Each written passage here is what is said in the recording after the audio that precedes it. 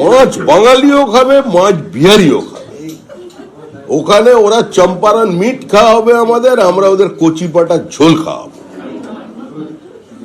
আরে বিবেকানন্দ বলে গেছে, মা কালী পাঁটা খাবে, বাঙালি পাঁটা খাবে, বিহারি পাঁটা খাবে। কেউ আটকাতে গেলে ভেঙে গুঁড়িয়ে দেবে।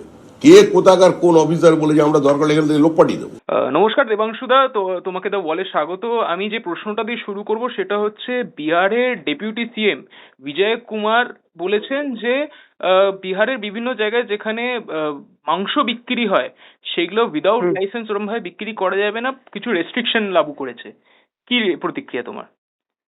দেখুন, আমরা তো বারবার বলেছি আমাদের কপাল ভালো যে বাংলার বিধানসভা নির্বাচনের আগে দিল্লির বিধানসভা, বিহারের বিধানসভা নির্বাচন হয়েছে এবং ওদের রংটা আমরা অ্যাকচুয়ালি দেখতে পাচ্ছি।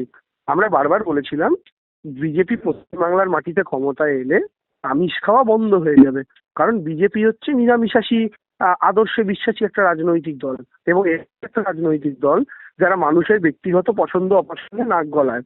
প্রথমে অনেক হিন্দুরা যারা ভেবেছিলেন এ তো শুধু মুসলমানদের পেটায় ওরা গরু খায় বলে, ফ্রিজ খুলে খুলে দেখে গরুর মাংস আছে কিনা, তারা আজকে বুঝতে পারছেন যে ওদের মাঠটা শুরু হয়েছিল মুসলিমদের গরুর মাংস, এরপরে বাঙালির মটন, বাঙালির চিকেনেও ওরা আস্তে আস্তে ঢুকবে।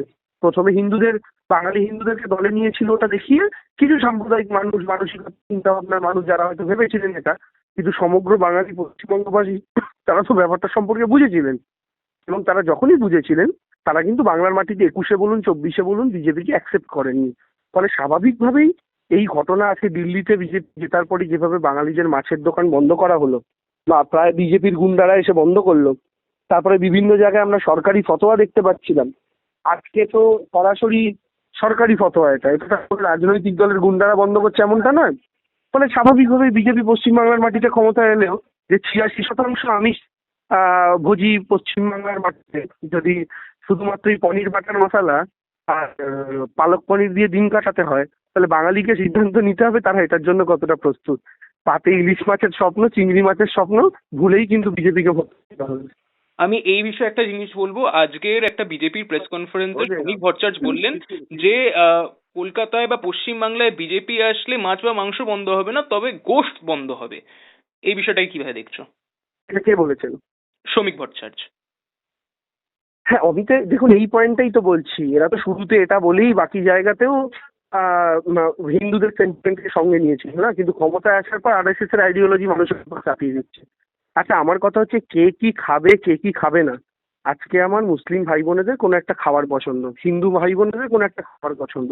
আচ্ছা, আমার একটা কথা বলুন তো, মণিপুরের মানুষ, নাগাল্যান্ডের মানুষ, মেঘালয়ের মানুষ, এখানে তো মুসলিমরা বসবাস করে না, এখানকার মানুষ কি খায়?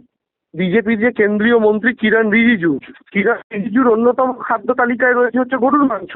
তাকে যখন এই নিয়ে প্রশ্ন করা হয় তিনি নিজে বলেছিলেন আমি আমার খাদ্যাভ্যাস কেন ত্যাগ করব।